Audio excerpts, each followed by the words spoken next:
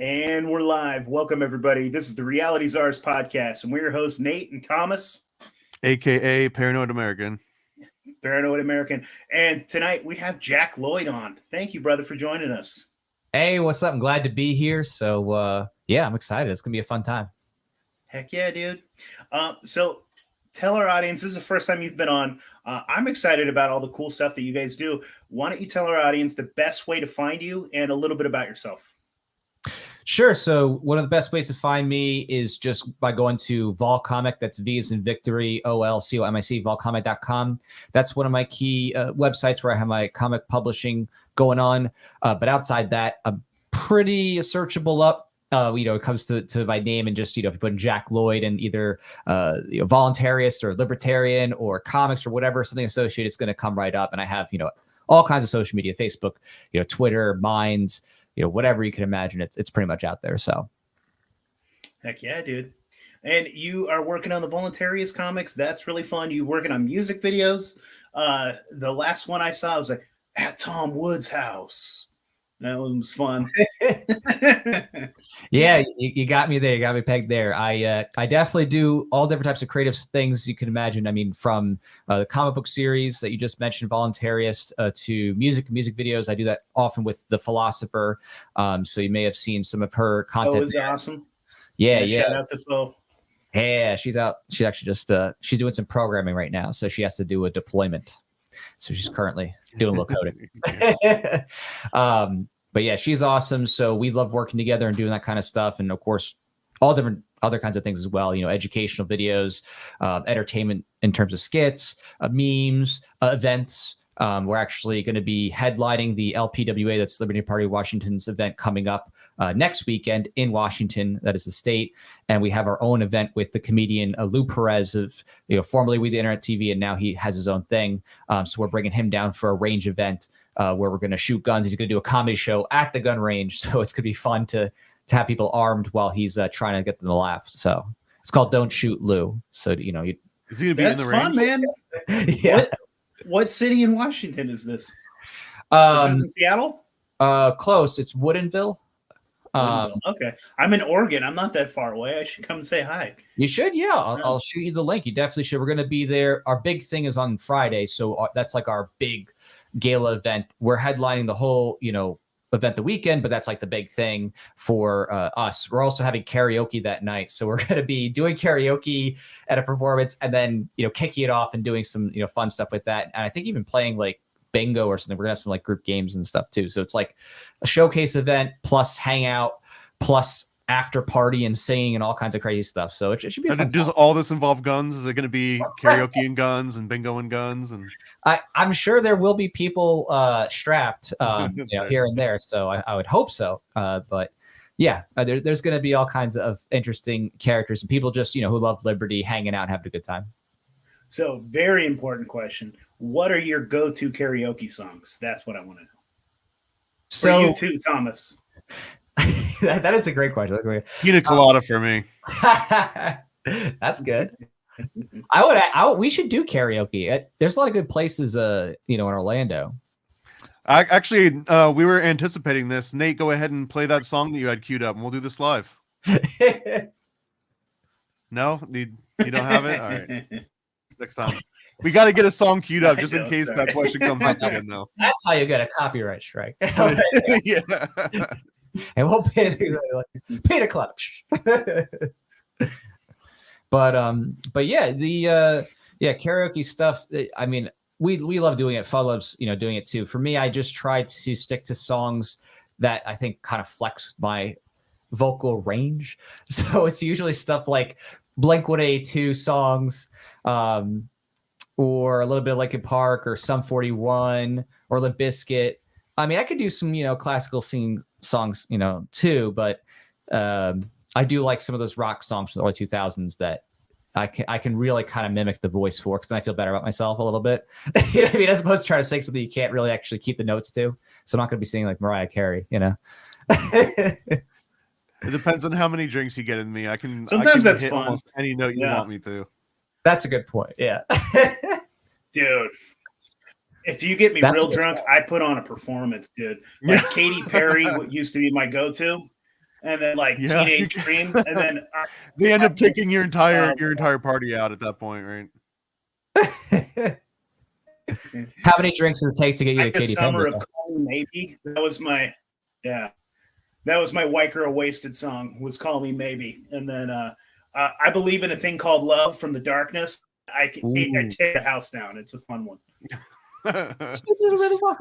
Yeah.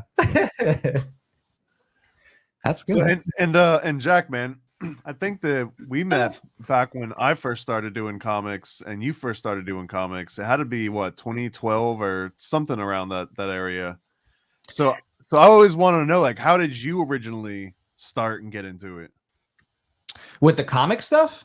Yeah, with the comic stuff specifically. Like, why didn't you go into any other angle versus why didn't you write just go right into fiction novellas or memes or Yeah, I mean, well, before that, I did a lot of different things with like cosplay and stuff. So, just for fun, I wasn't like a hardcore, maker, but I did, little things here and there. And then I did some cosplay photography stuff, and I even got one of my shots made it to Marvel on their, Costoberfest, where like they did a publication for like top cosplay shots. So I was doing that kind of thing, and I've always been into, the comic medium and superheroes and the movies and all that stuff. So to me, it was always kind of like a natural lean. And I thought when I was going to make my original story, Volunteers, I thought I was going to make a movie, but that didn't really make much sense after I kind of put it together in a script. I was like, yeah, this is too expensive to do, reasonably. I'm like,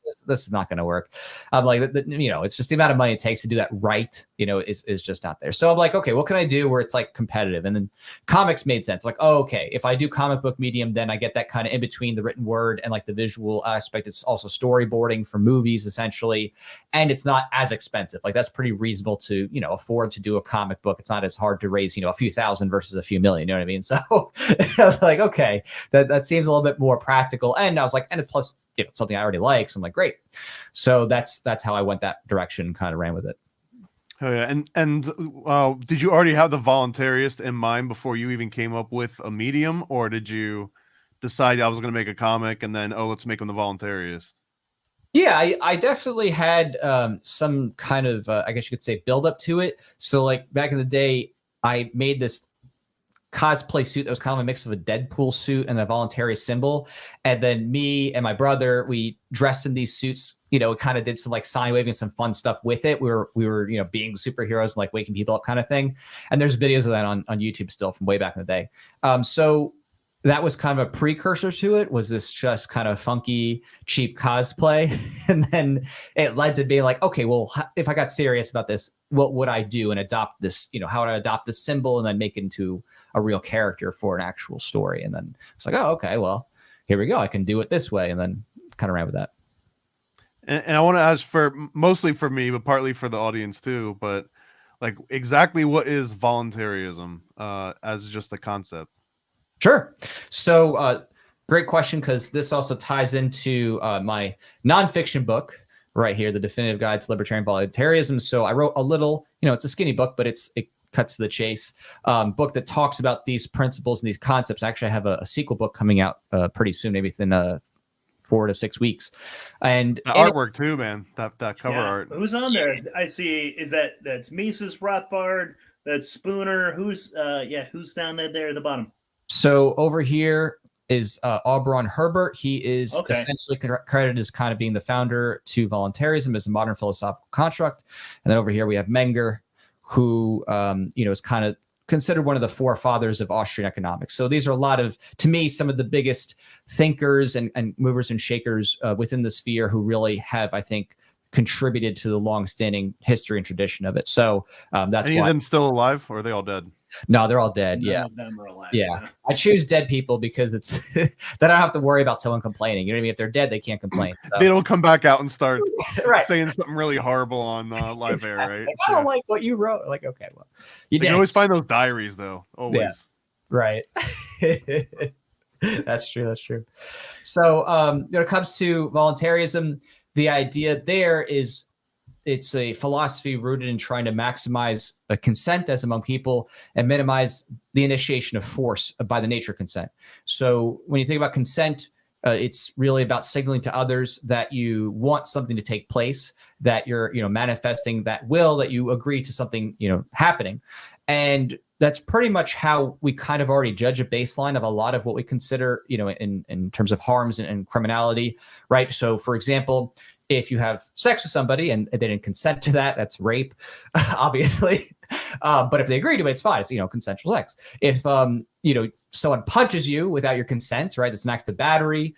And if you are consenting to it, well, you might be a boxer, right? There's a big difference between being hit just randomly and, be like, yeah, I consent to, have a fight match, and so on and so forth. So consent really is kind of this basic building block that's universal to humans' ideas of ethics, right? At a bare minimum, it's like impossible to reject this idea that you don't want your consent violated, right? Because to want something to happen is to agree to that, right? You know what I mean? You can't, agree to not agreeing, right? It's a logical contradiction, in itself. So that's why voluntarism is kind of this philosophy that starts with this concept of consent as its first major prong, for the theory. And then the other part, the libertarian part, that's the part where we think about property rights and self-ownership. That's developing this idea of, okay, what do you have consent to and why? Where are those limits about what you can consent or can't, consent to, and that kind of thing. And so when we put those together, that's where we really have our framework for liberty, which starts with the idea of self-ownership, the idea that you, as your body's property right holder, you have the highest claim and right to your body. Nobody else has a right to say, oh, well, I get to do what I want with your body, kind of thing, right? What if you're like passed out on a bench, but it's not your bench? Well, then the bench owner, they would have the right to, remove you off the bench. Okay. Even if you don't consent to them touching you, then like is that like one of those examples of voluntarism, or is that? Right.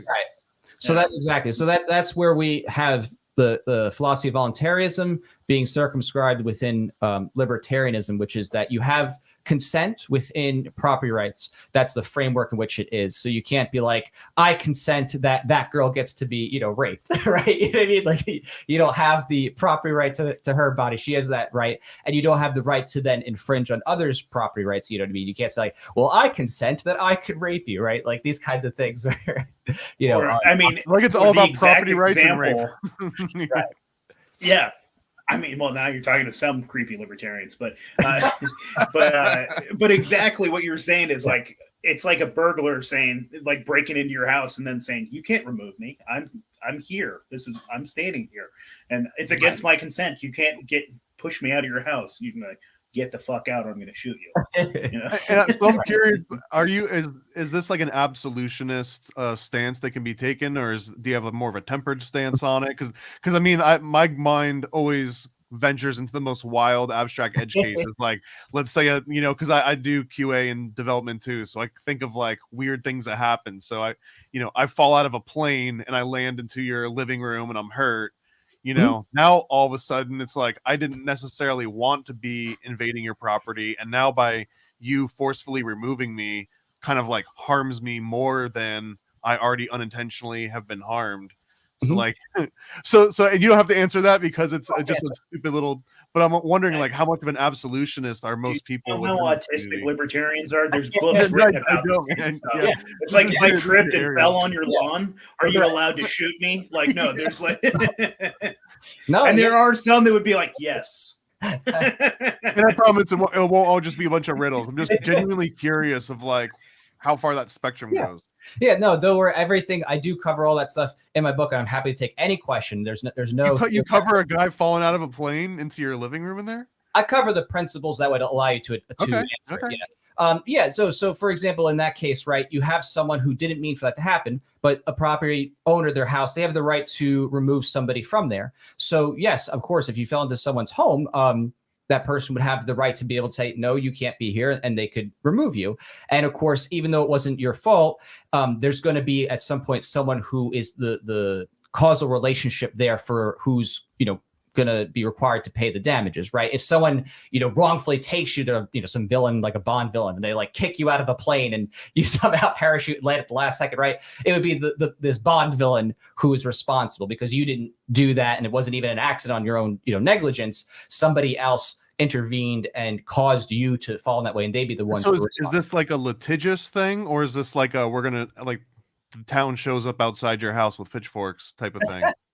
Well, so that's a question of incrementalism and the market. So when we're talking about, what ultimately happens, we're talking about where we're at different levels of time and how close we are getting to these principles.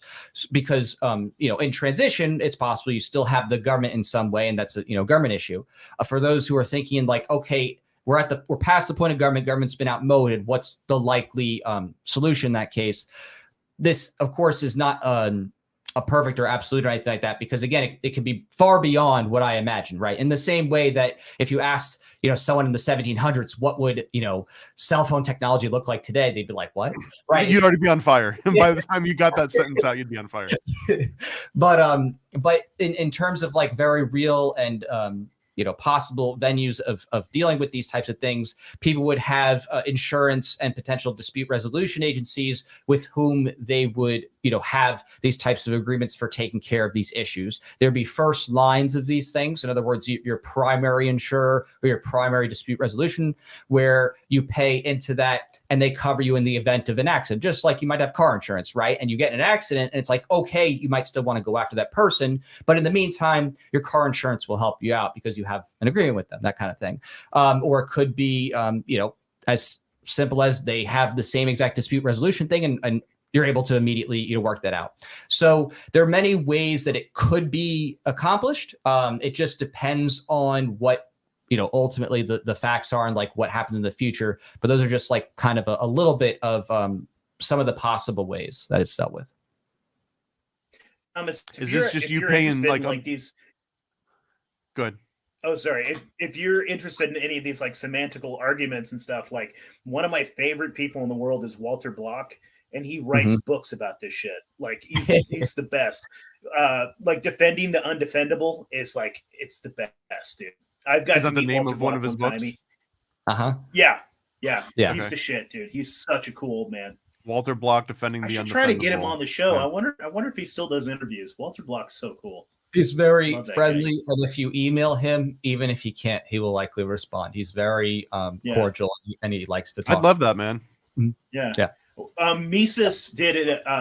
Mises U did an event back in the day, like probably 2017, I think, in Seattle, and I got to meet Walter Block and Tom Woods, and that was a lot of fun. Yeah, you guys are so hardcore. I swear. I think I listened to like a Rage Against the Machine, Evil Empire, and then I went and got like a Emily Watson or Emma Watson or book or something, like some OG. That'd be hard. Emma Goldman. So yeah, Emma Goldman. Yes. Yeah. That's about as far as I got. And I was like, yeah, she's making some great points. But yeah. Yeah. No, there's a ton of scholarship, more than ever.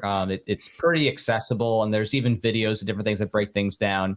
It just depends on like how deep you want to go into it. I just think that like for me, what matters is just the individual level of the philosophy and ethics, and everything else past that, matters less. If everybody adopts that mindset of trying to respect each other bodily and property in that way, the world obviously would be a much better place, right? If you have a world of people who think, oh yeah, generally rape, murder, theft is wrong, that kind of thing to start with. And there's no special exceptions if you're a politician or you're in the government. I think that leads to a much better world, by most people's standards. So a police badge doesn't give you magic powers to step on my face, Right, exactly. Yeah. What if you're like the sole provider of like just some ultimate resource or luxury good, and like no one wants to prosecute you because then the luxury good goes away or something along those lines? Somebody is going to compete with you. Sorry, go ahead, Jack. Let's say that you've got like a monopoly on, I don't know, like you're Walter White, right? And you're making that blue meth. But I don't think monopolies exist outside of like government coercion, like government. You don't think so? Like, for example, let's say the market. let's say there was another Nikola Tesla, right? And Nikola Tesla knows how to tap into the ionosphere and just provide unlimited energy, but he decides to start charging for that energy, but he charges less than anybody else does. Now all of a sudden, like, you might let him go and murder someone, you know what I mean? Because you don't want to give up that super cheap energy and then start paying JP Morgan. Hey, the So he Chinese kind of spy gets a balloons pass. would rip off his technology, and then he would release. Then they would release it, and no, it would. I'm just being silly, Maybe, but I mean, no, even if you had his people would. formulas, you might not know how to do anything with them, no? I I would say don't think we'd let him get away with murder, but it would be a fucking win-win if he like gave You don't think everyone so? I mean, cheap energy. I'm not saying that collectively we decide, you know, preemptively to you know, give anyone a free pass at murder in exchange. All But I'm right, just saying if that, he keeps it like to one hand, like if he keeps to just like Chris 5, Brown. okay. Let's say Chris Brown, right? Chris Brown is a good example here because we've already said the He R word made a few such good times. music. We're like, okay, Exactly. he beat up He did. Rihanna. That was just okay, but that was a No, mulligan. but what I'm pointing out is human nature of someone's like, yeah, you know, this guy did something really horrible, like Roman Polanski, right? Yeah, he might have done some really yucky things, but man, those movies, like I don't know if society could exist the same without those They movies. still celebrate Roman Polanski sometimes. Well, that's so. Yeah, I mean, case in point, though, right? So I'm kind of saying in that kind of a system, I don't know. but Again, in this system, it still happens. But Right? I always like to bring in here first and foremost. It's always important to first contextualize everything in reality, right? And I always like to say compared to what? Because right now, in actual reality, not a theoretical, you have a government that excuses mass murder and pedophiles and all these different evil people. That's a great point, man. Because they get political connectedness, and the justice system actually, like, not theoretically, actually protects them, like Epstein did, and he got that sweetheart deal in Florida and was just, you know, casually still doing business, you know, right up until, you know, he got expendable.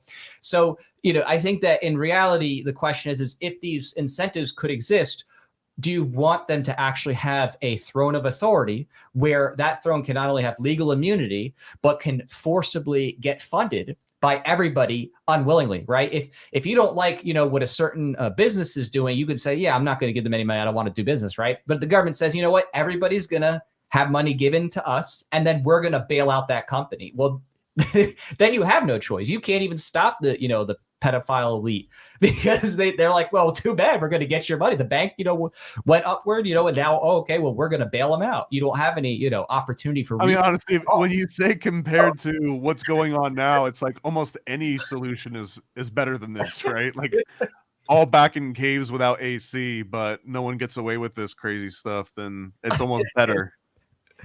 Well, I mean, yeah, the thing is that at the end of the day, we don't have to choose one or the other. In reality, we actually can have peace and prosperity.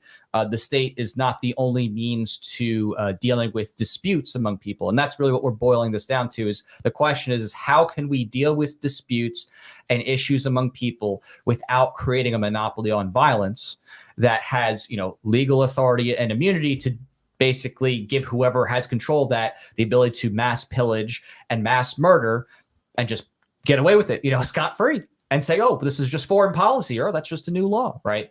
So that's really, I think, where the push comes to shove on the issues is we're trying to move toward a culture that doesn't rationalize these things that we know, you know, normally any person you walk on the street is going to be like, yeah, no, this is wrong, murder's wrong, theft's wrong, whatever. But then you say, well, what if the government doesn't? They pass a bill. Well, then it's okay, right? And that's what we're trying to say. No. There's no two standards. You know, you can't legalize murder. You can't legalize theft. So It is sort of an abstract and foreign concept just because it's like that kind of a system exists outside the reality than I think any of us have ever experienced in the real life, right? So at a certain level, it all feels so theoretical and abstract to me. okay, I mean, it definitely can in terms, you know. I'm sorry, what were you gonna say?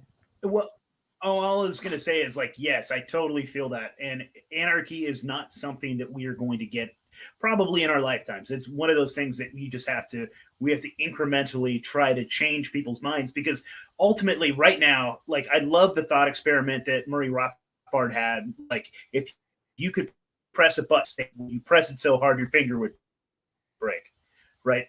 And if we were to push tomorrow to take its place, this people's mentality is like they need something. It's people aren't self-reliant. People don't have that in them yet. So we have to change the culture first. We have to change people's minds and thoughts and have them want to have that self-reliance again and not want the dependence on the state. So otherwise, dude, anarchy is just, if we achieved what we wanted, another state would take its place, because people are what's a nice way of putting that? They're a bunch of sheep. They're a bunch of sheep, Where do lazy people exist in this society? Do lazy people not get to exist at all? Well, you have to define what lazy is, because lazy, I think, can often be mischaracterized as someone being told that they have to meet the expectations of others. I think that often happens in public schools, right? We're like, oh, you're lazy because what? You don't want to obey what a teacher says, and they say you have to read this book, from the 1700s, or you're going to get an F.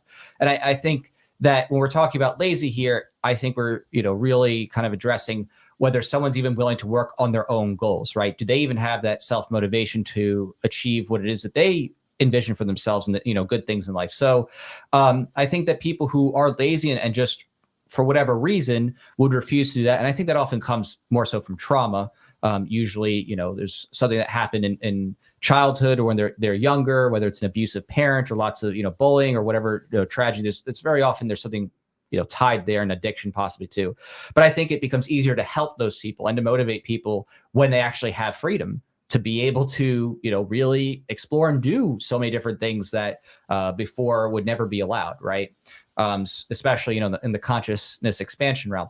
So I think you would see that people would be generally a lot more wealthy and a lot more, I guess you could say, interested and inspired to be able to do things, especially when they're not having so many different layers of force and threats put on them for otherwise benign activity, right? Things that are victimless crimes, right? So yeah, dude. And if you freed up the market and there was less regulations to start a business, you'd see some young entrepreneurs, some young hustlers. It would get people excited and want to start their own businesses. And you could do something that you were interested in. Cause man, the whole school thing, it didn't work for me. I remember I was in third grade when I decided that I was going to stop pledging allegiance to the flag, just because it didn't make sense to me. And I was in a Christian school and they told me that I was demon possessed because I didn't want to worship the flag. And I was like, this kind of seems ideal. This seems like idol worship to me, but whatever. But school, man, whatever your teacher's going to tell you, I mean, sometimes it's important, sometimes it's not. Dude, they were trying to teach me, I don't remember, some crap. And I was just like, I'm never going to use this. I'm absolutely never going to use this. And the teacher, she just looked at me. She goes, this is funny. She was like, well, you Mexicans, you guys are good at the grr work. Grr. Because I was like, you bitch. But I was working construction on the weekends. I was in ninth grade, and it was like, touche. You're making that grr money, right? Yeah, I guess. Oh my goodness! Wow. So, did they make you also worship the Christian flag when you were in school? Yeah. No, they would have the two altar boys or whatever you call them, and they'd come up there holding the two flags, the Christian flag and the American flag, and you'd have to salute. What Christian flag is this? Something specific to the Vatican, or is this something else? No, this is Protestant as fuck. I don't think I don't think Catholics. Yeah, I'm trying to think. I don't think I've ever seen a Christian flag before. It's white and blue, and it has the cross on it. And, okay. Were you both raised Protestant? Yeah. I went to Christian schools, through 1st through 12th grade.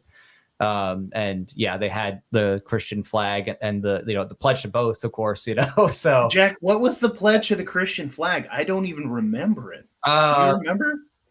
I pledge allegiance to the Christian flag. I pledge allegiance to the Savior for which it stands, or something. Yeah, something like that. Yeah, that's right. You're actually one God, or 3 parts in one, or something. So hold on. Are you just riffing, or are you actually remembering something? I pledge allegiance to the Christian flag and to the Savior for whose kingdom it stands, one Savior, crucified, risen, and coming again with life and liberty for all who believe. Yeah, that's it. There you Interesting. go. Yeah. Some did all 3. They did the pledge to the Bible. They said, I pledge allegiance to the Bible, God's holy word. I'll make a lamp into my feet and light into my path. I will hide its word in my heart so I might not sin against God. Yeah, we had that too sometimes. And is this Roman salute too? No. No. No? Okay. No, dude, they're so Zionist. That would be scary. They would never do that. Yeah. Yeah. Well, Protestants are Zionists? Oh, dude, hardcore. Yeah. Okay. At least the one that I went to, like, we worshipped Israel. Like, yeah, it was crazy. I'm surprised we didn't like pledge allegiance to the, I don't know what, to the Torah or something. I don't know. Well, that's the Messianic school. So I mean, it's honestly a good sort of segue, because it's like the difference between, say, like Protestantism and Roman Catholicism, right? Like, people have died over the intricate disagreements over like the minutia, and it feels like the same thing kind of happens within. Like, again, like, you guys are so much more experts on here, so I feel like a bumpkin, like a rube, throwing some of the terms out. But it's like, when you get like libertarian socialist versus a libertarian ANCAP versus or just like all these different, like, very slightly different denominations. But I'm just curious, is there any that like are definitely wrong and that are definitely right? Yes. Absolutely. Absolutely. which ones are the definitely wrong ones? I want to know, like, the top 3 that are absolutely wrong. And you can't say socialism and communism. I want to know, like, within this sphere, within the libertarian world, anarchy world. Yeah. And I'll give mine. Okay, I mean, to be honest with you, bottom 3. Here it is. Dude, I kind of mostly consider myself like a panarchist. Like, I'm like a bottom unity type of guy. So, but the problem is that some lefties don't believe in voluntarism. So there are some lefties that do believe in voluntarism, where absolutely everything has to be voluntary. So I don't necessarily have a problem with like a commune or with some hippies that want to be lefties and want to like kind of have like a socialist thing going on, as long as it's a voluntary situation and everybody there voluntarily shares all their shit, shares all their money. And guess what? You can leave when you want to fucking leave. That's totally fine with me. As long, like, keyword is voluntary. This sounds like a very long preface, though.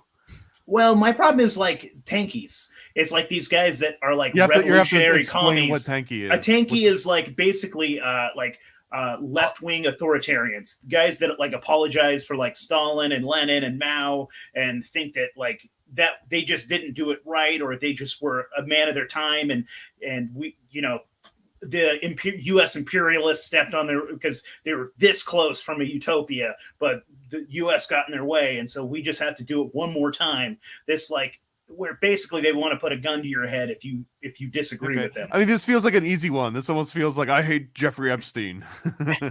Well, I mean, they will tell you this. This isn't like, I'm not even straw manning them. This is like, I can show you YouTube videos where they talk about this. Is this like minor threat let's go style? Kill landlords. That's is this like most of the punk movement, or no? Do I have that wrong? Some of them. A chunk. This isn't minor threat. I don't know. I just remember like it sounds very much like the straight edge crowd that would like punch you in the face if they saw you smoking a cigarette. Dude, they were such jerks. I got in a fight with them because I was like drinking a beer in an alley, and like a bunch of dudes came to beat me up. And I mostly got beat up. I hit a couple guys, but yeah, I got my butt kicked. Wow. You didn't break out your inner gur? Dude, I laid one out flat and I broke another one's nose. But by the time they get you on the ground, they're kicking you with those big old boots. Yeah. Oh yeah. I got Everyone's got the steel toe and they got the chains. Yeah. No, I got my ass kicked. Hey. Okay, so I mean that was that feels like a cheat answer, but that's fine. Mao, great. Mao's bad. Got it. Yeah. Well, dude, there's people that like unironically call themselves Maoists. I work with one, and they like Mao. They'll like tell you quotes of Mao and apologize for his like horrible. Like, how does that not get someone canceled? Like, wouldn't that be grounds you for just like get the hell out of here? You're fired. No? If they actually cared about like human atrocities, that would probably get someone canceled. But it's if only someone if it's was talking about Hitler in the same way, right? Yeah, exactly. What if someone was spouting off about? I mean, he had some good ideas, and he just right. You'd get fired no matter like what industry you were in. It seems like, I don't know. Maybe not in the back of the kitchen. For Mao, Stalin, Lenin, any of those dudes, you get a pass. Right. It's pretty wild. Sorry, Jack. Now I want to hear your answer too. I'm curious. Yeah. So we have some agreement in that technically, if you're actually as an anarchist communist or an anarchist socialist or an anarchist mutualist or an anarchist syndicalist. Are those and mutts?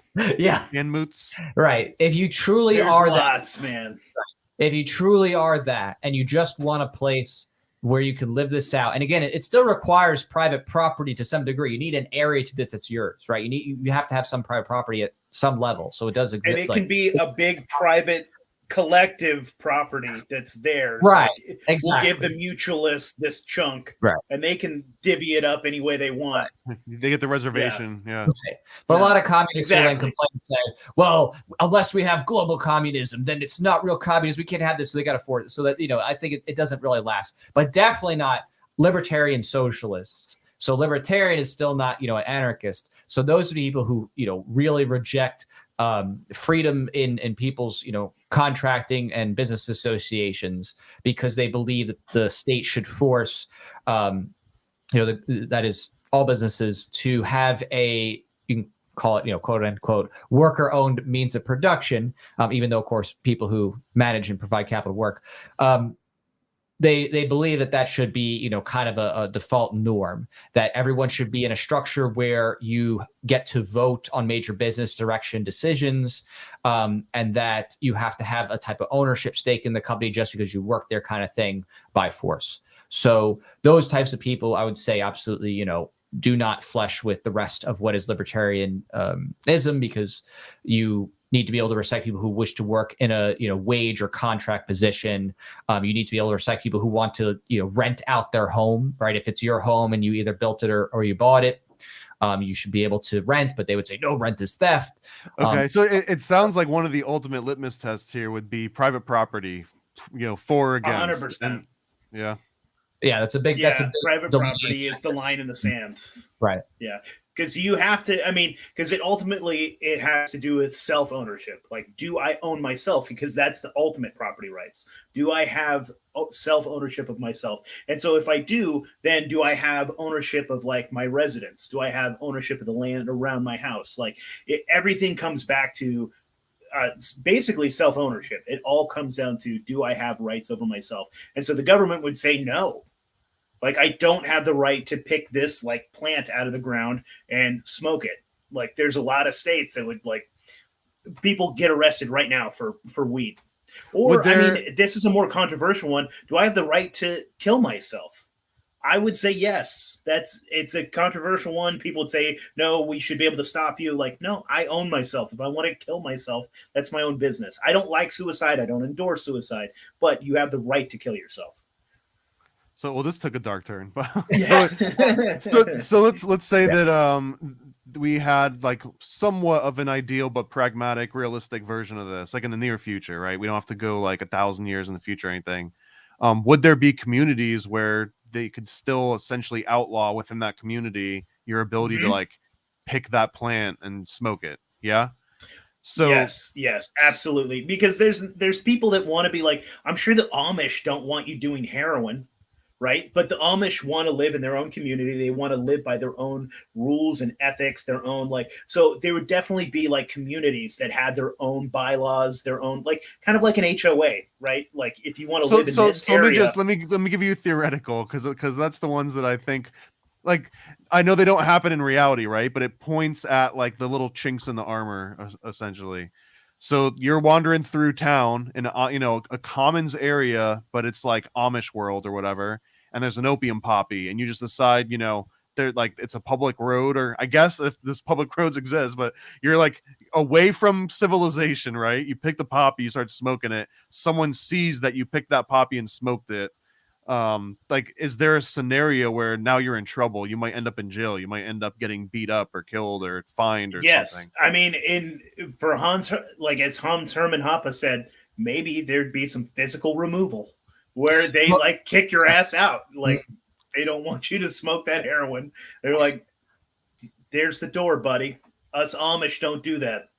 Right. Sorry, go ahead, Jack. No, what do you got? Well, I would say I disagree with Hoppe on some things. I think that and I cover that too here in my book.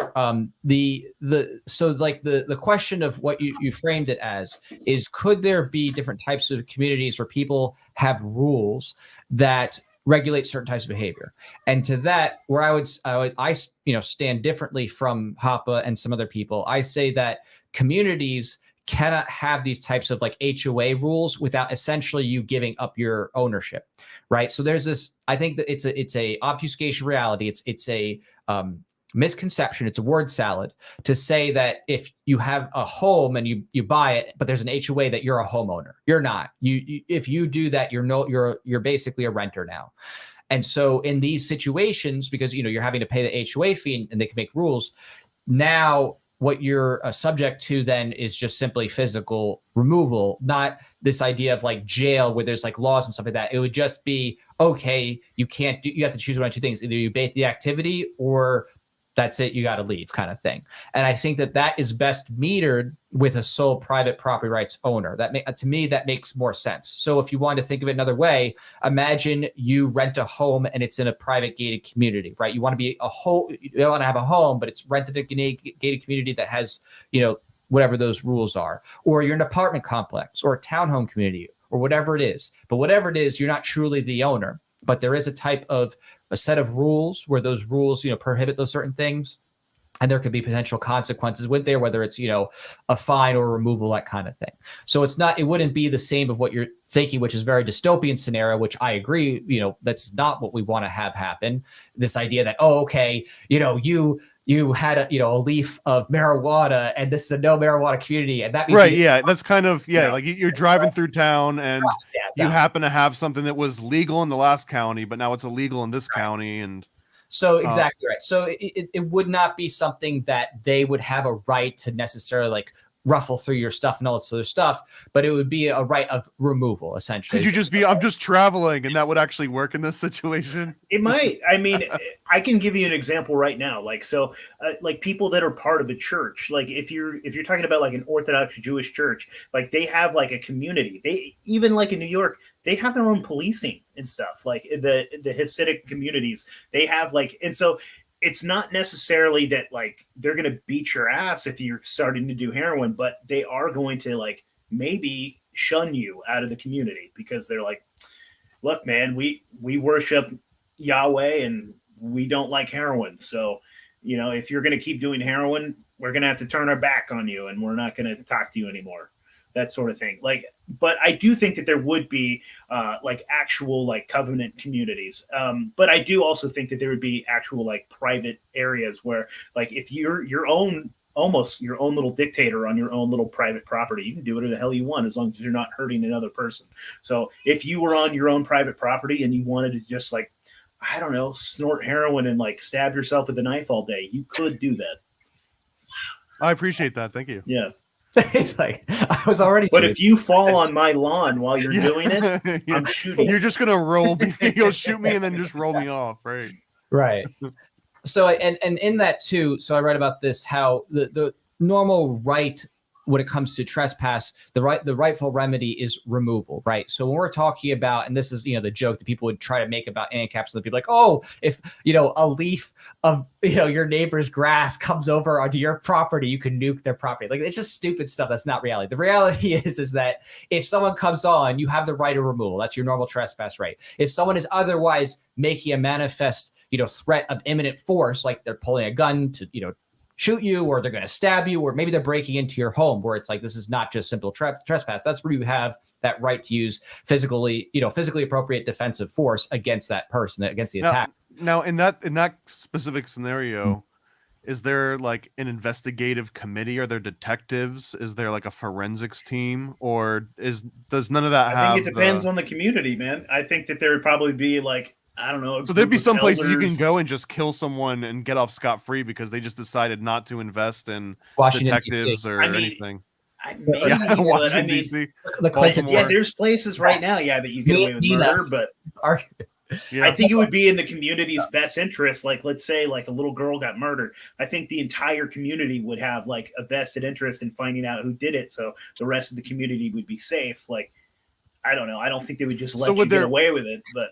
it's a little and bit in that scary. way, there might be some kangaroo courts, right? Because Well, and I'm going back to what Jack said about like compared to what do we have now? But so I'm probably the dirty regular non-and capitalist in the room here, but it's mostly out of ignorance and naivete. It's not because I've like got some deep investation in it, but I'm just wondering that like at what point does that small community get popular enough that they can expand and expand and expand? Is there a critical mass when now it's a state all of a sudden and you're like, oh crap, like we're big enough to just enforce what we've been doing on the neighboring communities and they're just so small they can't really do much about it?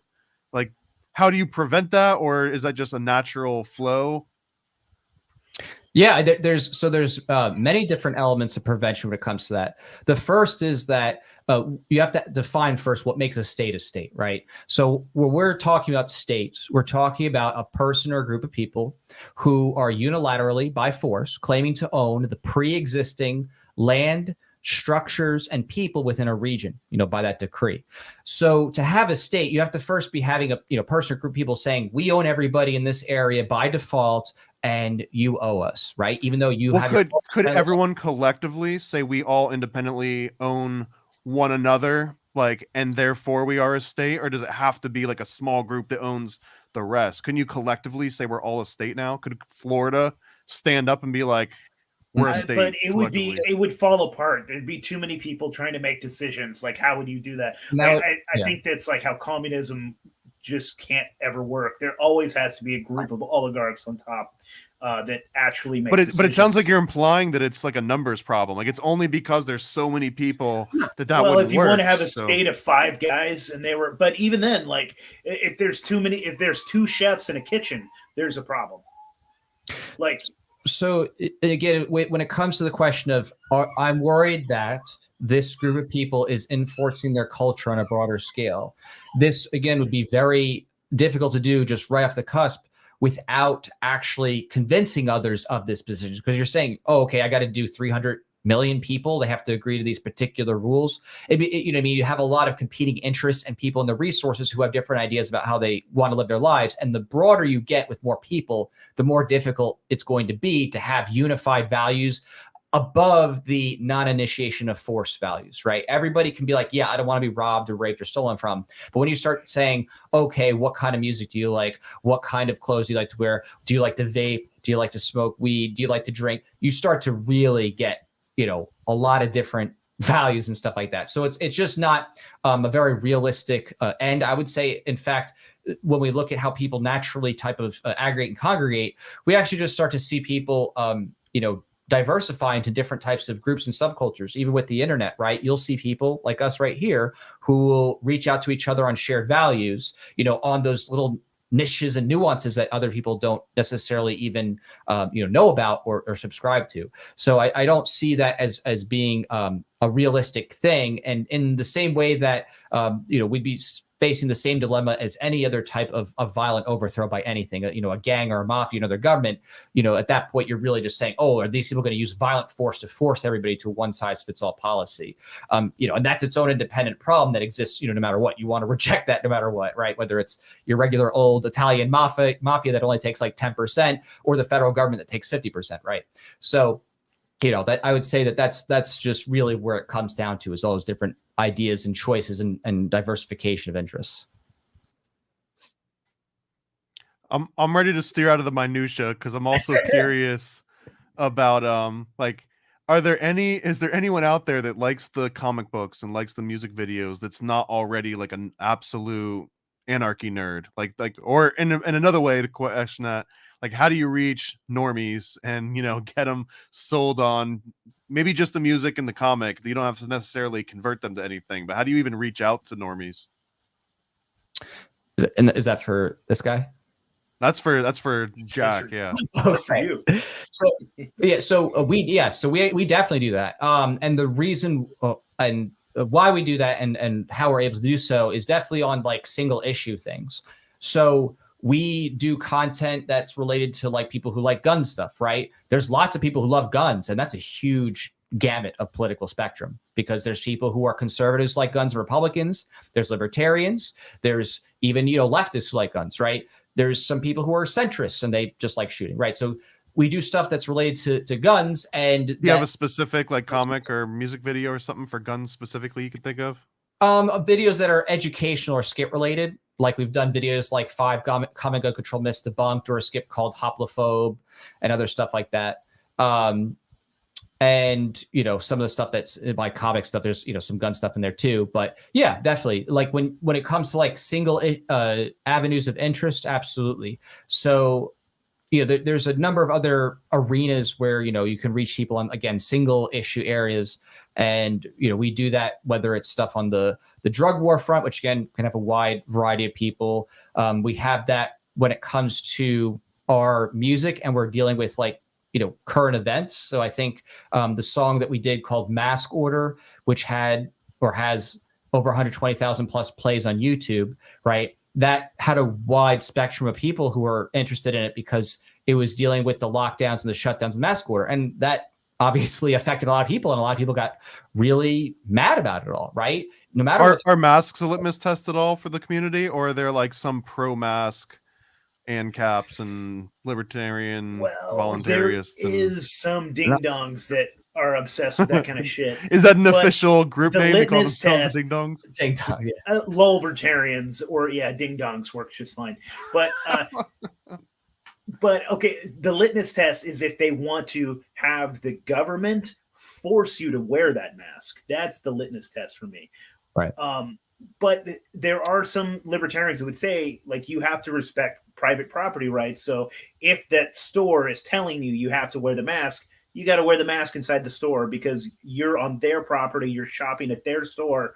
And I mostly agree with that you kind of have to do that if you are agreeing to go to that store. But I'm also kind of an asshole, and I say, fuck you. And I kind of, there was a lot of times, there was a lot of stores, and I just didn't care. And I just take my mask off or just not wear one.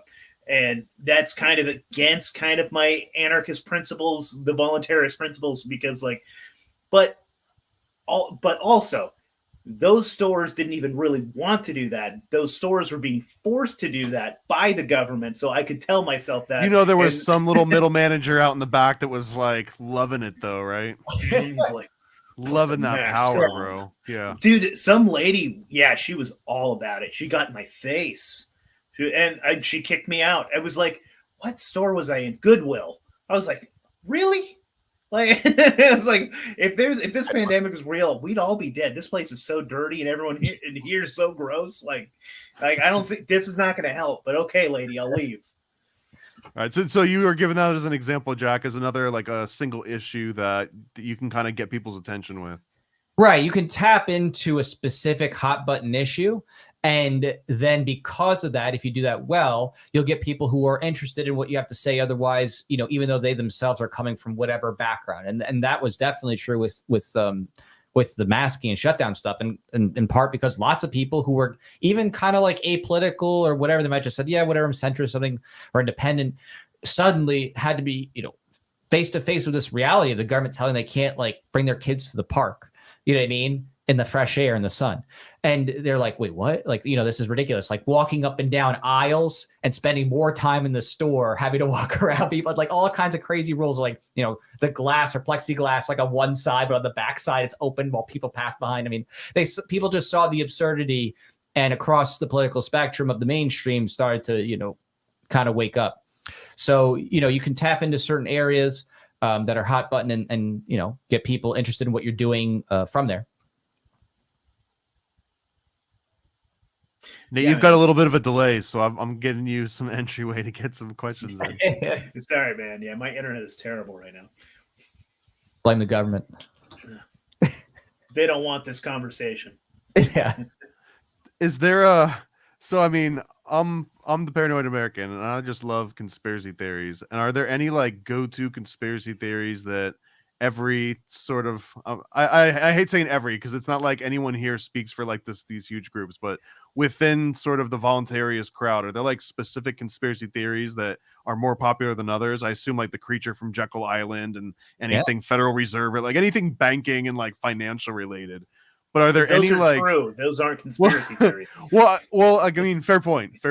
So, like, I don't know, like, a good example of one that's a little bit more out there, but maybe a little bit on topic is the Titanic being sunk by J.P. Morgan as half insurance scam and half as a way to help fund the original coffers of the Federal Reserve and things like that. But it's also a little bit of an out there one because it requires so much speculation.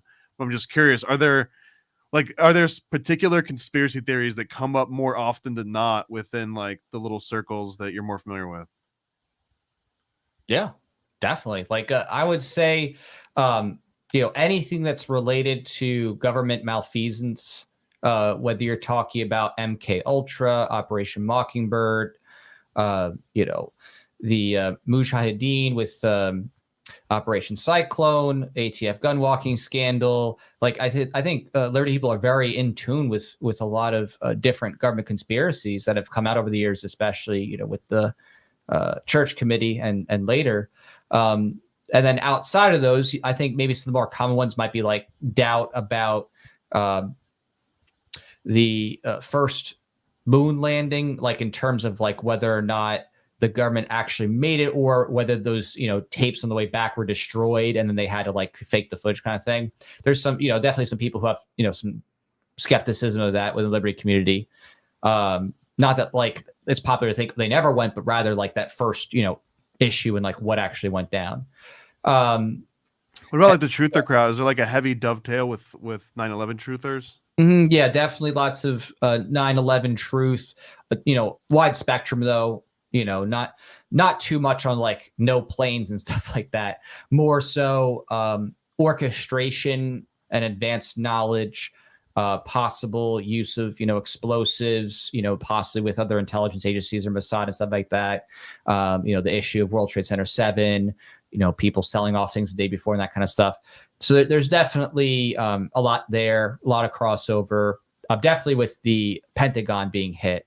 I mean, I personally, I've watched that footage, the one frame where it shows like the nose and then all of a sudden go like, and I've watched the videos of the police talking about it and stuff. So there's lots of people who are privy to those things. I would say, in fact, probably 9/11 truth is probably one of the closest dovetails for the modern Liberty movement, simply because it was such a big deal, in the 08 and 12 elections, and was definitely a backdrop to a lot of people's like concern about what the government's really doing because of just how much stuff, came out, as relates to government foreknowledge or mismanagement during that. Yeah, false flags in general, and just like orchestrated attacks and different things like that. Like basically, anytime like the libertarians blame the government for everything because it's basically the government's fault for everything. So, yeah. It's as much as there's a lot of bad actors out there when it comes to the private side of crime, the public side of crime always dwarfs it and very often works with it. Whether it's Operation Underworld, right, where the government worked with mafias and gangsters leading up to Italy, and the Italian mob and the Jewish mob and other things like that, to themselves basically doing entrapment plots and providing the materials for different types of would-be terrorists with the FBI. I mean, there's a lot of bad stuff, man. Yeah. So where does like Randy Weaver fall on the spectrum here? What do you mean in terms of what? Well, I mean, like I guess in terms of like if we got the whole crew together, Nate, all your friends, and Jack, all your friends, how many Randy Weavers and David Koresh's are in that crowd? Oh, well, and I don't mean in terms of like by enacting tragedies, but I mean like the way that they live, wanting to be so off the grid, attracts the attention of like federal there's agencies. a lot of like preppers and stuff in the mix, especially like on the more agorist. Is there anyone open area. 7 seals in these groups? I mean, I don't think like none of my friends are like nutty that want to like. As soon as I hear somebody say shit like we got to get guns so that we can like stand up against the government and fight them, that's when you're talking to a Fed. Are you And that's when so? Wait, you hold on. quit talking to them. But I'm sure you must have at least one friend, Nate, that quotes Revelations when they get like really drunk. No, Dude, I got friends that are nutty for sure. I got like I got a dude that lives van life, and he has like guns, and he's like ready to take. Like, I don't know that he's not a Fed though, so like I don't have those weird conversations. Like, I'll let him talk about crazy shit, and like I don't engage. I'm like, I know you're recording this. I know you're a Fed. So I guess okay. So I guess on the spectrum, right? They're all easy sells, I guess. I don't mean sell as in like CELL, but Like, like so what I it would would be easy to say sell them on the lifestyle, right? Oh, yeah. But how do you get like mom and dad that want to just be like a school teacher or something on the side of this system as opposed to that guaranteed government check, you know what I mean? And that stability and everything that they've ever You known. know, the best way to do it, dude, is through the culture. Because I mean, does mom and dad want like drag queen story hour? Do they want them like What if they do? library What if they full of legitimately books? do? Well, then they want to live in that normie shitty world, dude. I don't know. Like, I So you guess just they give up can on them they can now? suck the Is that the big- litmus test? No, but it's not necessarily. I mean, they want to. I don't know, dude, but like, there's definitely that's blue pilled as fuck. And Like, if they want to but live it in that seems world, that then, you could. I mean, you could be like the absolute libertarian and also want a drag queen to read yes, stories. yes, to your kid. there's a bunch of those degenerate fucks. Yeah, there's a ton of them. They're all in this group called the Faketarians, and they're Is that what they they're call just a bunch themselves? of gross pigs. yes. Yeah. Yeah, they're literal, just like progressive, screaming haired. Like, so I can't tell if you freaks. guys are being serious. Is there actually a being group? serious. Yes, of absolutely, 100%. But isn't this like Discordianism or like intentionally saying that you're like Temple of Satan or whatever? You know, like you're just a bunch of kind of edgelords.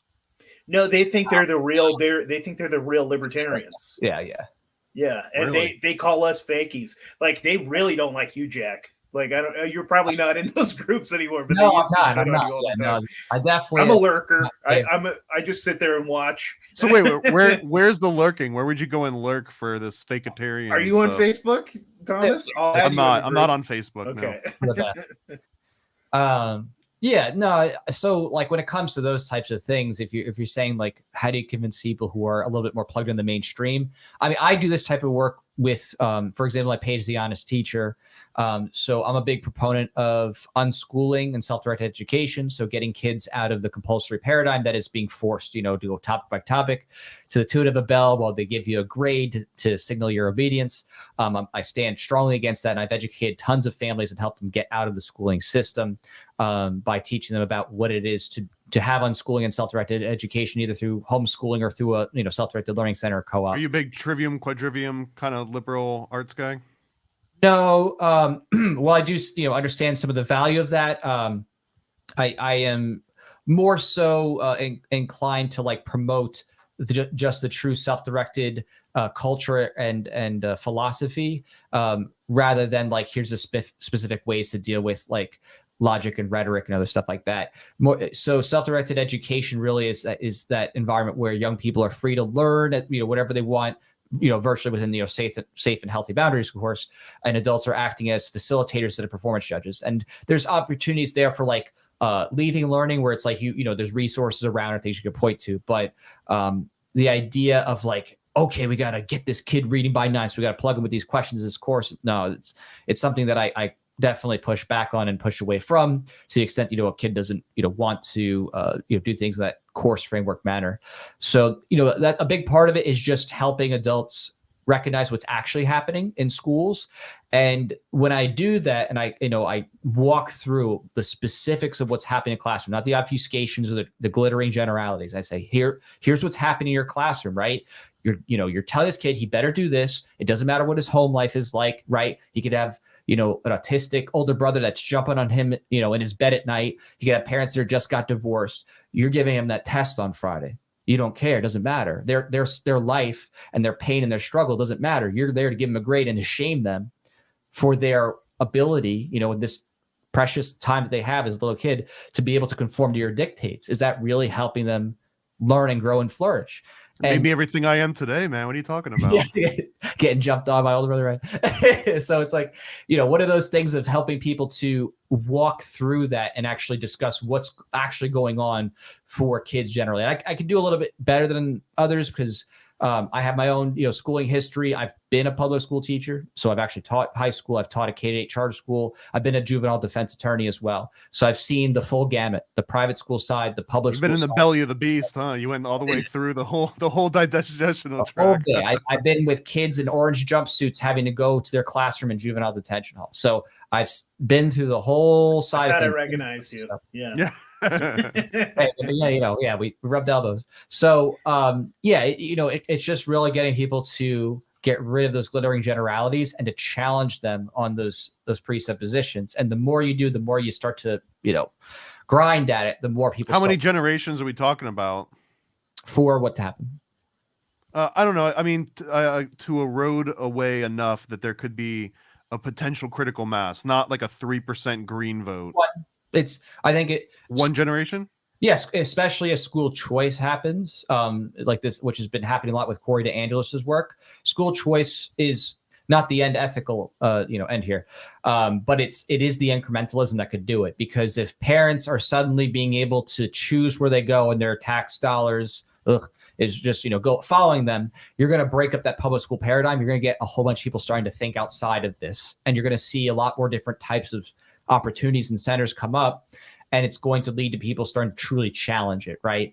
That type of disruption is really what's needed, because, as it stands between compulsory attendance laws and forcible funding with property taxes, it's really hard to leave, right? For a lot of people, it's just like, I can't afford it, or it's, it's difficult. But if you have that incremental change, it's going to, really quickly. Well, let's talk about the disruption, because that's kind of the fun part. Yeah. And not in a minutia way, but like, let's say that it starts to crumble, right? The facade of the government begins to crumble, and the state begins to crumble. Under that crumbling hand puppet, right, are the actual hands that have been doing it all along. So, for example, you're talking about if you were to dismantle or completely revamp the school system, you know how much time, money, and effort the Rockefellers, for example, have put into having control over standardization and establishing standards, the entire kind of academic realm. And, Carnegie and just every other major name you could think of that were the original barons of the early 20th century, right? Right. Like, now all of a sudden you're going to be like, okay, the state's gone, the state has crumbled, but now you're dealing with the Rockefeller army and the Carnegie army, right? So how, is there actually some kind of a hellfire, Demolition Man style, full blown out warscape that happens at some point? Or do you think that the entire Rockefeller, community, the family and genealogy and just the machine that they've created, right? Like Rockefeller medicine machine. Do they just say hey, maybe you guys are right. We'll just give up everything that we've earned? Or is there No, I just think that when it comes to them, I don't think that they're intelligent enough to adapt fast enough. That it's kind of like with any emergent shift in technology, right? If someone has so much invested in there, they have that vested bias, and I don't believe that they would be able to adapt fast enough to handle that sudden shift. And I think you can kind of see this a little bit, like you've gotten a taste of it in technologies that are that level of disruptive, right? Think about even things like Silk Road and how that quickly suddenly widened the access to drugs for everybody everywhere. Think about crypto and Bitcoin and how it went from some nerds to the world, changing the world financial dynamic. And now you look at stuff with Chat GPT and how that is going to be disrupting everything too. I think that you'll see in the same way that the disruption will be too big and too fast to capture. If you have that aha moment and you have that mechanism, it can be overwhelming, and they'll just do what they usually do, right? Which is no, beat our chests. You need to stay with us. You're stupid, this, that. But if you don't have the state power to force the one size fits all policy, well, then it doesn't really matter, right? Because people are yeah, cool, I'm going to go spend my money elsewhere, right? Just think of Disney, right? Disney is yeah, we'll just keep going worse and worse into just changing race and making a bunch of different LGBTQ characters and this and that, and that'll be fine, whatever. But then consequences come in, right? With people saying oh, okay, so you're not going to do anything new or innovative, and people started to leave, and they started to cancel their Disney Plus, and then Disney's movies are flopping and flopping and flopping worse and worse and worse. So there's real market consequences if you don't have the government's, backing and ability to bail you out or force you as a solution. I think that's the most likely situation, is that these very old, 20th century means of building these architectures, with the American Medical Association and, their different bodies of credentialing and their grants and all this other stuff for scholars and stuff. Licenses and Right. degrees and certificates. Stand it won't be able to adapt quickly enough to such a fast, dynamic, changing landscape, right? Just like some of the original reasons to have those licenses, degrees, and certificates and everything was essentially like, if you imagine before internet and I wanted to have a job as a doctor and I move across the country, I want to at least have might be my only credential, is that I happen to have this little degree that says that I'm not just making it up. I'm not just like Leonardo DiCaprio and Catch Me If You Can. Sure. So like it sounds like there would still be, just like they're going to be some kind of union / insurance networks where everyone pays into in case something bad happens. It almost feels like that itself can be like one of these Rockefeller machines, because like they don't just go away and stop being Rockefeller. And I'm saying, I don't mean like personally anyone that has the last name Rockefeller, but like that mentality of like, well, I'm going to run this insurance company now. I'm curious if there's any like checks and balances for that particularly. Yeah, there definitely is. And I think that there's a really great recent example. Have you heard of FLCCC, the medical alliance that sprung up, on the heels of the government's, kind of a tomfoolery with all the... I have. I'm actually quite an expert on this. Yeah. I'm like an expert on this topic, but pretend that I'm not. So yeah, explain it. Okay, so there's a group of doctors that, started to come together because of, the medical establishment, the corporate medical establishment saying, you need to get the shot, you need to, wear a mask and all that stuff. And these are the ones who are starting to come up with the solutions of using different alternative therapies for treating someone who is sick with coronavirus, right? So these group of doctors collected together and they published their research, published their findings, and also their stuff. And then they created a directory of primary care physicians, doctors who didn't buy into the government narrative, who, had the foresight to know, you should be treating this proactively and not waiting till the last minute and dying.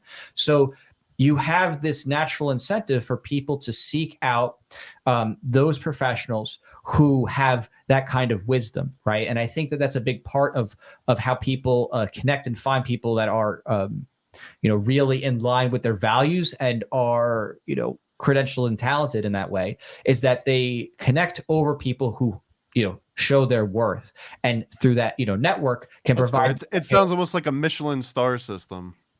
Yeah, I mean, it's no different than anything else, right? When you go on Google, and you're checking out restaurants, do you go like, hey, let me go look for the 1-star restaurant? That's where I'm eating tonight. I want, diarrhea, right?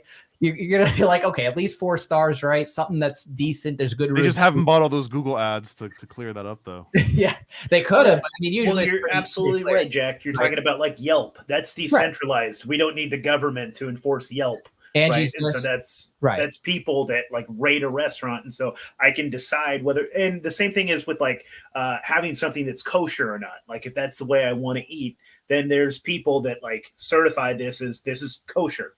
Right. And so then like we don't need the government to do that, but they're basically like telling the community like, hey, this is safe to eat. Like this gets our certification. And so you can do that in a voluntary way without the government having to do it for you. Right. And it's also kind of fun when you think about it now, right? Like there are tons of restaurants that, have their local safety inspection. But does that mean every single restaurant makes good food and no one ever gets sick and no one ever gets diarrhea, right? Or there's never an E. coli? No, someone just gets the tip about 4 days ahead of time, right? Right. So it's like, nothing is ever perfect, but the best perfection in terms of, getting as close to as accurate reading as possible is by consumer reviews, people actually using it over time, not just hey, I checked on their business, 10 months ago, right? You want active and proactive people saying, hey, what's the cleanliness of this place? Is that, waiter picking their nose before they touch your food? Did it look like their kitchen was cleaned? Are they leaving the doors open and there's flies coming in, right? You're much more likely to get real-time information, in a much more usable way when you have that freedom of information of people, talking about and sharing their experiences and so on and so forth. So again, nobody's going to be staying in business long if their food is garbage or their place is crappy and, crummy. Unless you want that, right? I guess that's the interesting part is that you could legitimately run an actual dive bar and be able to stay open, right? Well, yeah, Applebee's still exists somehow. That's right. I just had Applebee's today. Can confirm their steak still sucks. But yeah, it's really fun to think about. And there are actually even restaurants like there's this one with like the waitresses where they insult you. I forgot the name of it, but there's like this one where like the waitresses are there to actually mock you. Like it's meant I've been to one of I would those. I don't love know. that, dude. I There's would one called love the- to be that waiter. There's one called the Magic Time Machine, I think, that does that. Right. Yeah, exactly. Like the waitresses intentionally kind of like ridicule you and like, are rude for fun. I've went to one of those. They'll like, as they're watching you, seating you to your table, they'll like walk you into like dead ends and then look at you Right. like you're the asshole for following them into some dead end. And one time I asked for like a refill, I think 3 times throughout the meal, and he brought a literal bucket with like 20 straws in it and just kind of sat it in front of me. But it was honestly awesome. Like I wish that every time I went out, they just gave me a bucket of whatever I was drinking. Right. So exactly. Like you find places that you like, and even when there's quirks to it, there's things that are enjoyable. So I think that's just the beauty of freedom of information. That's I think what we want in liberty is we want freedom of information, people being able to share what it is they know about different things and to grow from that. And if there is actual fraud, that is where a rightful legal action claim come in, whatever mechanism you're using, depending on what's going on with government or not. And that's that goes for anything or anybody, right? You can't be like, oh, here's a car, it's brand new, and you're like, oh, okay, I'd like to buy your brand new car, fully functional. You open the hood, there's no engine, right? That's fraud. You're making a material misrepresentation of fact to try to get someone's money. So yeah, I mean, it's pretty straightforward stuff once you just kind of walk through the what is, right, and do the compared to what. Yeah, and I mean, and back in the day, you could sort of get away with some of that snake oily kind of bullshit where you'd be like, hey, if you buy this cream, I swear it'll make your dick bigger. I promise. You just put it on there. But nowadays with the internet, it's harder to be that like, we can track it. That's the guy. He sold me the cream. And, Right. Like it's harder to keep a business open if you are legitimately lying to people. Like you're like, it's funny that you brought that exact like the snake oil idea because that's where the Rockefeller family got its start. Ironically, that was Devil Bill Rockefeller literally sold petroleum as like this cure-all. Yeah. So I'm just saying that they're always going to be out there and they're going to be taking over some little aspect of a corner somewhere. Right. And the best solution to that is that freedom of information to call it out and to have like, eyes on it, right? You want truth to come out because otherwise, if you have a central authority, as we saw, especially in 2020, 2022, if that central authority that has to do the approvals is bought off, well, it doesn't matter how good they, seemingly are. Cause like, yeah, we approve things. It's like, yeah, well, you've been bought off by all the pharmaceutical companies. So, you know what I mean? Your approval process is garbage, right? You're like, here, we'll EUA you some poison for your body. Do I get a free donut out of this deal? Exactly. Literally. Yeah. Do I get poutine? Right. Yeah. Don't get sun, have a donut. So I'm curious, what are the latest projects that you're either just put out or you're going to be putting out? Like what's the newest thing to look out for from you? So right now, currently we have the Break the Great Reset music video, Indiegogo. And that is a song by the Philosopher that I wrote, talking about the Great Reset and breaking it. So it's got a lot of fun tropes in there that we wrote in that should really bring a smile to your face when you hear it. And we're just looking to do another music video like we've done recently. Higher quality video editing, and if we can get fully funded, we can get some extra props and actors and things like that we'd like to have. But if we don't hit goal, we'll still try to do quality video editing effects to the best we can. And then. Next event that we're doing is next weekend. That's the one in Washington. So hopefully come on at 8. And I decided, I was going to do this next year, but I decided to make the sequel to this book, which is called A Vision for a Libertarian Future. It's kind of a transition primer. It's not like exhaustive on every single topic, but it really gives somebody a sense of what to think about in transition. I think you might actually really like it, Thomas. So definitely something to check out. I might have to get you a copy once it comes out, maybe in like 6 weeks. And then I'm currently wrapping up the Voluntarist campaign from last year.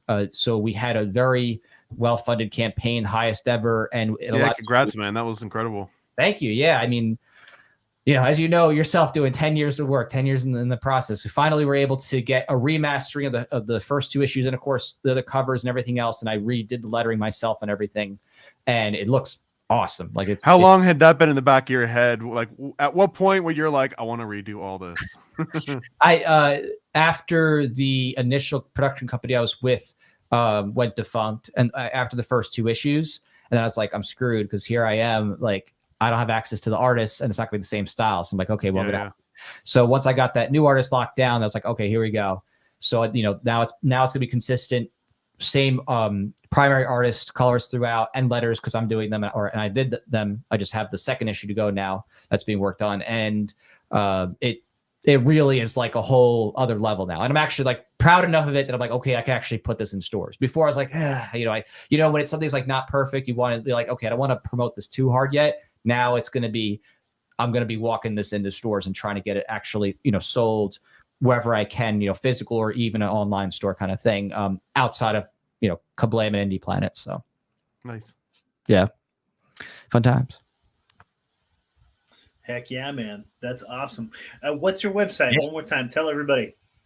Sure. So Vol Comic, that's V as a victory, OLVOLCOMIC.com. You can also check out my wife's page, The Philosopher. That's THEPHOLO. So instead of PHI for philosopher, it's pho, like the Vietnamese dish, PHO, philosopher. So The Philosopher.com. And that will, between the two of those, pretty much be able to link you to a lot of the stuff we do on there. There's like pages to different social media and projects and all that good stuff. So yeah, that's where to go. Cause I'm in a lot of places. I got multiple websites, multiple YouTubes, Twitter, Facebook, Minds, Instagram. I mean, MeWe. What's Minds? Minds is, in my opinion, the best alternative social media network because it's owned and run by an actual voluntarist who, of course you'd say that. Yeah, of course. And he, I think, did the best job of combining some of the more important aspects of social media with cryptocurrency integration. I believe it's Ethereum tokenization, but they have it where you can do posts of, all different types. So you can do text, video, images. You can paywall those posts if you want or not. You could boost content. So in other words, there's a way for monetization for boosting to, if you want to advertise something, and you can use crypto or you can use, money, regular currencies and stuff like that. They have not safe for work filters. So, you could actually, if somebody posts anything that's pornographic, it will usually just be algorithmically covered. And that way you don't have something that's, popping on your feed suddenly, right? That's a big problem. You don't suddenly want something popping at the wrong place when you're scrolling. It's just like 20 blurry photos and then like the one libertarian political meme and then another 20 blurry photos. It's not too bad. It's actually not too bad. Okay. Their algorithms too have gotten pretty great at detecting spam bots. They have, and it's a jury pooling too. So a lot of this stuff that they have in terms of like rating content and the stuff like that is jury pools. So you have actual Minds users saying, "Oh, is this 18 plus? Should it, have a little blur?" Well, it's more than a blur. It's actually like a full coverage. So it's like less, racy even, which, sometimes, even with the blur, it can be like, some titties. I know what's behind that shower door. Yeah. Right. So they do a good job of that. I think that Minds just really has the full integration that was needed that so many people were trying to get and never successfully did. And it's decentralized, too. So, to me, Minds is just where it's at. I think it's better than MeWe. I like it. It outpaced Float. Float was another one that was competing, but they ended up having to switch. These are all new words to me. MeWe and Float and I know, yeah. So, not Mastodon's another one, right? Telegram. Yeah. Pretty social media out. There's you other kids and your social network. Yeah, that's true. Yeah, you didn't come back onto Twitter until like I posted about you or something like, "Oh, hey, I'm on." Yeah, I'll be. Man, I've got like 200 followers. I'm getting my way back up there. Yeah, you know what it is that I have lots of thoughts, but I never feel like anyone else needs to know this random weird thought. Even if someone else would enjoy it, I never think like someone else should think this. Sometimes it feels like I like that just being my little thing. I don't know. If you were to create like a format where you had conspiracy fact, right? And you rattle off just one little fact of all the things you've ever written about, and you just did that once a day. Maybe you number it. You start with conspiracy fact 1 and you just keep going. You'd probably grow a huge following just doing like, I'm going to do that, man. I'll do that and I'll credit you. Yeah, I'd share it. I mean, because just little nuggets of truth that make people go, wait, what?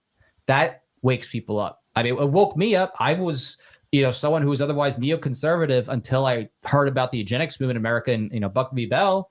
And I was like, wait, what? Like, I thought this was something that happened over in Germany. Like, You're eating your Kellogg's cornflakes. You're like, what? I quickly stopped, playing with myself, but yeah, I think that the piece of truth, like one piece of truth that really strikes somebody, I think that's what does the pilling, like the matrix process. Like that's the thing. So that's what I try to always focus on and try to find for people is what's the one thing you didn't know about that if I tell you this, you're like, no way. And you look it up, you're like, wait, what? And that makes you go, what do I know about reality? That's it. I've done my job. You know what I mean? I think, you definitely do that and successfully so. And I love your work. I think that more of that is definitely needed, getting people to really face uncomfortable conspiracy or, truth facts about history that's been covered up. That's like, wait, what? That happened? That causes people to get uncomfortable and, get out of their, you could say, brainwashing. Heck yeah, dude. Yeah. This has been a lot of fun, Jack. I got one final question. And what is the best caliber?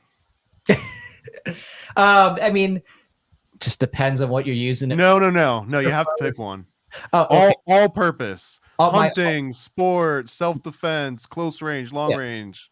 9mm then. The reason why is it's got my brother in Christ. Yeah. It's got enough stopping power for most applications. You can get a variety of different tips for it for different applications. It works great, in pistols and in pistol caliber carbines, and rifles and stuff like that. You can get 9mm rifles. I have like a Ruger PC carbine, and it's crazy accurate. Heavy as hell though. The 9mm or the gun? I'm talking about the carbine. The 9mm carbine. That one is a little bit on the heavier side. Of course, you can get short barrel versions of it, but all right, Randy Weaver. Well, I mean, that's something that's I think ripe to get overturned. I'm not sure if you've been paying attention to what's been going on with legal battles, but braces, Oh yeah, I mean that one actually hits home because I've got a lot of friends that are ex-military that have been hurt that actually legitimately use the brace. You know what I mean? Right. So. I think that's going to be the ATF's undoing personally. I think that the brace thing, after the bump stocks get overturned, the brace thing is really taking it too far because it was something that was so clearly allowed and there's no exceptions for like how you use something. And I think that it's going to, if it gets to the Supreme Court and they take the case, they're going to finally gut the ATF quite a bit on. I think they're gonna. I've been to ranges before where someone saw me shouldering before the ruling. Everyone, shouldering the arm brace, and literally people would look like, "Do you see what that guy's doing over there? Like, do you have a license to put that on your shoulder?" You know what I mean? Yeah. And for the longest time, the ATF was like, "Yeah, that's fine." They even said, "Yeah, you can do that."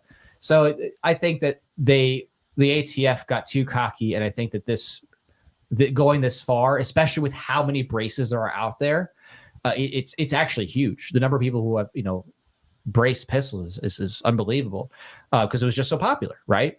So I think it's going to cause the ATF to get gutted. I think if it makes it to the Supreme Court, they're going to rule the ATF has gone too far. They're acting as a legislative body. They can no longer make new rules. This is an improper delegation of legislative power. I think they will actually gut the ATF. That's just my legal opinion on the on the current court makeup and what's probable given the history. Jack, I have one last question for you. I used to ask every guest that I had on, and then I don't know. I used to get really drunk and forget. What is your favorite cryptid? Favorite what? Favorite cryptid. So like Mothman, Bigfoot, aliens. What's your favorite cryptid? I mean, kaiju. Does that count? Oh, kaiju's more of a theme, though, isn't it? Kaiju would be like a whole genre of monsters stomping on cities. Right? Wouldn't that the subset of that in terms of cryptids would be Cthulhu? Would that count? Cthulhu works, I think. Like Mind Flayer, a little bit more D&D, Lovecraftian, but yeah, I think that fits. Yeah, I like big monsters. I cannot lie. Yeah. I like it. Thomas, do you have anything you want to plug, buddy? Actually, I do, man. This is my this is the Never a Straight Answer comic, and I just bought the I don't know how I got the domain. I just had like a random thought, and I was like, I wonder if nasacomic.com is available. So you can go to nasacomic.com, and it'll bring you to a little like preview page, and then from that preview page, you can notify when the Kickstarter launches. So please do that, nasacomic.com, and once I get around 100 people that have signed up for just a free notification, then I'll probably launch the whole project and run the whole Kickstarter campaign and everything. So yeah, if you want to see this thing, it's done. I mean, it's done. It's ready to go. It looks great, but you're not allowed to see it until I get 100 notifications. Until you launch it on Amazon. That's Heck right. Yeah. I heard it love here that first, idea. folks. Yeah. Yeah. nasacomic.com. NASA Comic. NASA Comic. I'm there right now. Looks good. Jack, this was a lot of fun, man. And we appreciate you. I appreciate you having me on, Nate, and thanks, Thomas, as always, for your great words of encouragement and your good questions. That's what I love about you. You always are asking really relevant, deep questions. I was the worst kid in school because the teacher hated me, but also the students hated me because it's like the bell rang and they're like ready to go. And I'm like, wait, I've got a philosophical deep question that unravels all of reality. Let's get into this. I hated you. That kid, I know. Dude, teacher. You know what's even worse is that in college, since I knew I was paying money for that class, I didn't care, dude. I didn't care if you wanted to go and grab Wendy's. Like I would keep the whole class there for another 40 minutes. And I'd love every minute of it because I felt like I was getting my money's worth. Ass after class. I love it. All right. Thanks, guys. Thank you so much. Cheers. Thanks, Jack. Cheers.